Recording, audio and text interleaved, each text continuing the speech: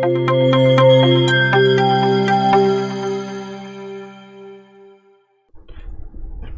students, so this is our assessment problem 4.3, in which we are going to discuss the circuits in which involves another type of sources which are called the dependent sources. Okay, so in this problem we have to use the node voltage method to find the power associated with each source in the circuit shown here.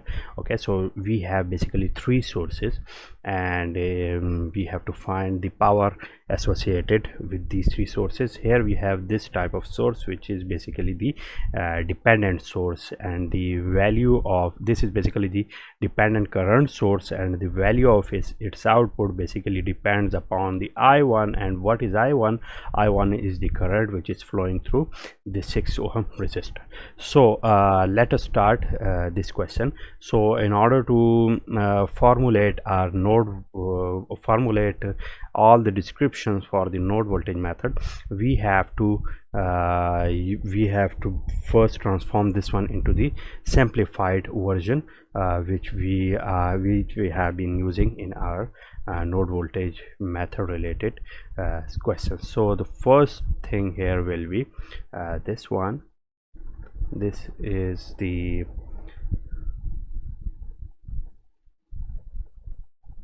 okay, so we have basically here again three nodes. Initially the first step is to identify the number of nodes which are present in our circuit. So the first node is this one, with which these branches are connected. This is the node number 1, this is the node number 2, and this one again, this one, the overall is the node number 3. So again in this question we will use node 3 as our reference node, because most of the branches are connected with this node. So in our question here, this is, let us call the voltage at node 1 as V1, node voltage at node 2 is V2, and the third one is basically the reference node. So this is for the illustration purpose. Let me remove it till our solution. So this is our 2 ohm resistor. Okay, this one here is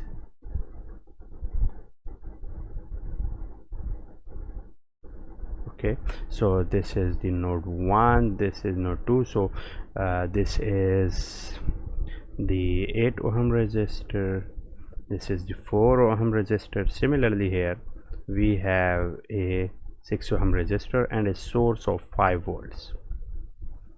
This is plus minus 5 volts. Okay, this is 6 ohm. And similarly with this node I have my dependent source, dependent current source, and the value of it is 3I1, and this is basically the current which is I1. Okay, and the last branch which is connected with our this is, let us say, this 1, this is 2, and last branch which is connected with this node is basically the current source of 5 amps. Okay, so this is our circuit, and in this is our third node, and I am using it as a reference node. Okay, so at node 1 I am calling the voltage at node 1 as V1, and the voltage at node 2 I am calling it as V2. Okay, so in order to start a question, let me first consider the node 1. So considering node 1, and at node 1 I have to apply KCL. Okay, so for applying the KCL I should have all the currents which are moving away or towards my node. So basically the currents associated with this node are these four currents. The first one here is, let me call it I0. The second one is I2, this is I3, and this one is I4. So according to the KCL, the sum of all the currents which are moving away from a node is equal to the 0. So I0 plus I2 plus I3 plus I4, this is equal to 0. So what is the value of I0? So as we know that the value of I0 here is, the value of I0 here is basically minus I1. Okay, so because the direction of the current, this current is opposite as that of this I0, so here the value of I0 is minus I1. But what is the value of I1, or what is the actual value of I0? So the actual value of I0 is equal to the V1 minus 5 whole divided by 6, which is the potential difference divided by the resistance, as we have discussed earlier on. And similarly, this is equal to the minus I1. So the value of minus I1 is minus sorry, this is 50. This is 50 here. Okay, this one is again here 50. Let me call it 50 because here this is 50 volts. So this is now minus V1 minus 50 whole divided by 6, or the value of I1 is equal to the 50 minus V1 divided by 6. So this is the value of I1, this is the value of I0. So let me put here first the I0 is equal to the I0 is equal to the minus I1. So let me put it here, minus I1 plus what is the value of I2. So the value of I2 is basically the potential difference V1 minus 0 divided by 8, which is basically V1 divided by 8. Similarly, the value of I3, V1 minus V2 divided by 2, which is the potential difference across this resistance divided by the value of the resistance. So that is basically V1 minus V2 whole divided by 2. And the value of I4, what is the value of I4? The value of I4 is V1 minus V2 divided by the resistance, but there is no resistance, but this one here is itself a current source. So in this current source, we can also see here that the value of I4 is minus 3I1. Now here this minus denotes the direction of the current, which is opposite at that of our current I4. So here this would become minus 3I1 equal to 0. Okay, so let me simplify it. By simplifying it, here it will become minus 3. Okay, this will become a minus 3 and minus I1. So this would become minus 4I1 plus V1 divided by 8 plus V1 minus V2 divided by 2 equal to 0. Okay, so let me move down. Okay, so as I know the value of I1, so I know the value of I1, which is the 50 minus V1 divided by 6. Let me put it here. So it will become minus 4, 50 minus V1 divided by 6. Similarly plus V1 divided by 8, or plus V1 minus V2 divided by 2 equal to 0. Okay, similarly let me simplify it.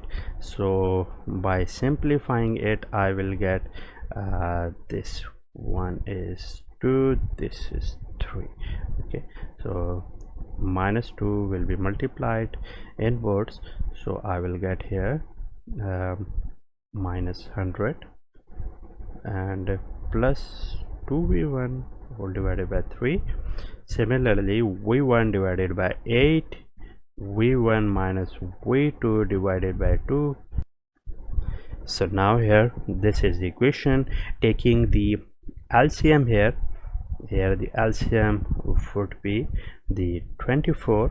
So 3 8, this will become minus 800 plus 16 v1.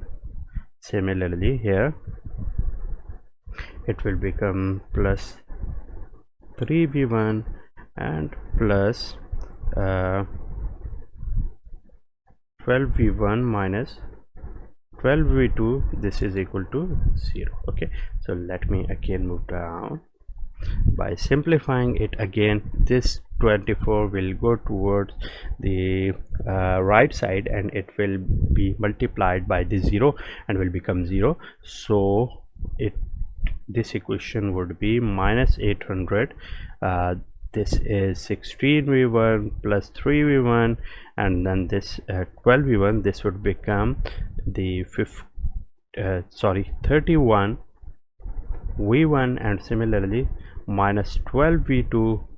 This is equal to 0, and at the end we will get 30 v1 minus 12 v2 equal to 800. So this is my equation, and let me call it equation number 1. So this is my equation number 1. So in order to move on, let me use node number 2 and find all the currents which are associated with this node 2. So here again at this node 2, at node 2 let me apply KCL again. So for applying the KCL again, I should have all the currents. This is, let me call it I5, I6, I7, and this one I8. So according to the KCL at node 2, the value of I5 plus I6 plus I7 plus I8, this should be equal to 0. What is the value of I5? The value of I5 is V2 minus V1 divided by 2. The value of I6 is this one, the potential difference divided by the resistance. V2 minus 0, let me simplify it here and write the simplified version, which is V2 divided by 4. What is the value of I7? So I can see here that the source here is basically the current source, so the value of I7 is already given here, which is 5, but the direction of this 5 ampere source is that of the opposite of I7, so let me write it as minus 5. And similarly the value of I8, the value of I8 is 3I1, again the dependent current source. Okay, so this is 3I1 and let me call it 0. So for simplifying it, we have to write the value of I1. Okay, so let me write the value of I1, and moving this 5 to the other side, it will become positive. So V2 minus V1 whole divided by 2 plus V2 divided by 4 and plus 3 I1. So I1, the value of I1 is this 50 minus V1, 50 minus V1 divided by 6 equal to 5, which is this 5 which has moved to the right side. So 3 will, this 6 will be cancelled out with this 3 and it will become 2. So again simplifying it, V2 minus V1 whole divided by 2 plus V2 divided by 4 plus 50 minus V1 whole divided by 2 equal to 5. Okay, so now the LCM of it will be 4. Okay, so this will become 2v2 minus 2v1 plus v2, and similarly plus this 2 and this 100, this will become 100 minus 2v1 and equal to 5. Okay, this is our equation. This for now, multiplying both sides of this equation with 4 and simplifying it simultaneously, this is plus 2v2, this is again 2v2, these two are minus, so here I will get the 3v2 minus 4v1 equal to sorry, this is again 100 here, this is plus 100 equal to 20. Okay, this for multiplying both sides by 4, this will cancel out, and the other side will be multiplied by the 5.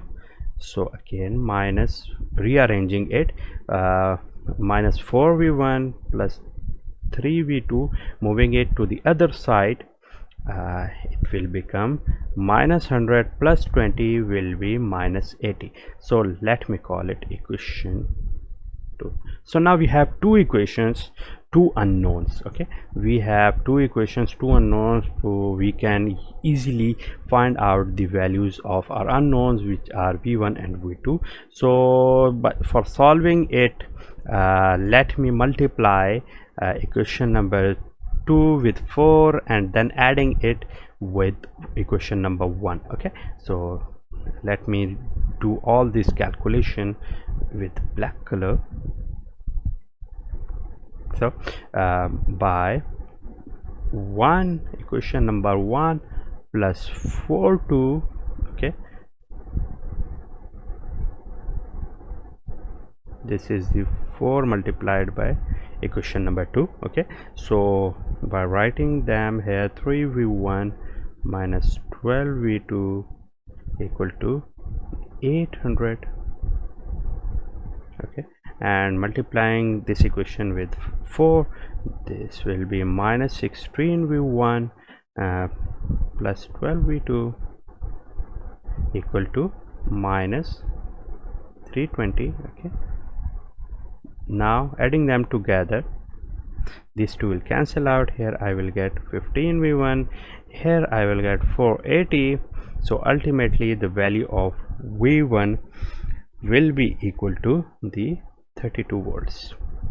This is the value of v1. Okay, similarly taking it and putting it in equation number 2. Okay, putting it in equation number 2, I will get minus 432 plus 3v2 equal to minus 80, or here from this equation I will get, solving it, I will get v2 equal to the 16 volts. This is the value of v2. So now as it is stated, we have to find the all the powers which are associated with the 15 volts, similarly 5 amperes and 3i1 source. So in order to find the power associated with these sources, we should have the current which are provided by these sources multiplied by the voltage which have been developed across these sources. So let me move down again and let me find the value of, this is the value of I1. So the value of I1 is basically 50 minus V1 divided by the 6. Okay, so the value of V1 which we have calculated is 32 divided by 6. So 18 divided by 6, this is 3 amps. Okay, this is I1. Similarly, in order to find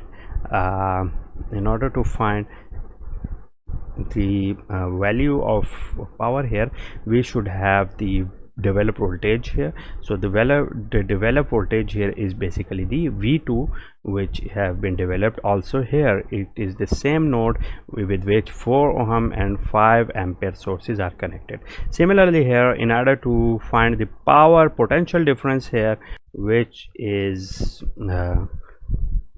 1 2, so the potential difference here is V1 minus V2. so V1 is 32 volts, V1 is 16 volts, so the potential difference here is the 16 volts. Okay, so in order to calculate the powers associated with each source, let me first consider the 50 volt source. So this would become P is equal to I into V. So the value of I is basically I1 and the voltage is here 50. The value of I1 which we have calculated is 3 multiplied by 50, so it would be 150 watts. Okay, so this is the power which is provided by this 50 ohm source. Similarly, the power which is provided by the 5 ampere source is again I multiplied by V. The I here is basically 5 amps. What is the voltage here? Voltage here is basically V2. So 5 multiplied by the value of V2 is 16, and it would become the 80 watt. Okay, and the power associated with the 3I1. Okay, so it would be the 3 multiplied by I1, and the value of I is again 3, and the voltage which is developed across it, which is the potential difference delta V12. Putting the values here, 3 multiplied by 3 multiplied by 16, so it would be 144 watt. So in this manner we have calculated the powers associated with each of the source, and we can see that these are positive. So all the powers are basically all the sources are basically providing the power to our resistors. Okay, so this is the question in which we have seen how to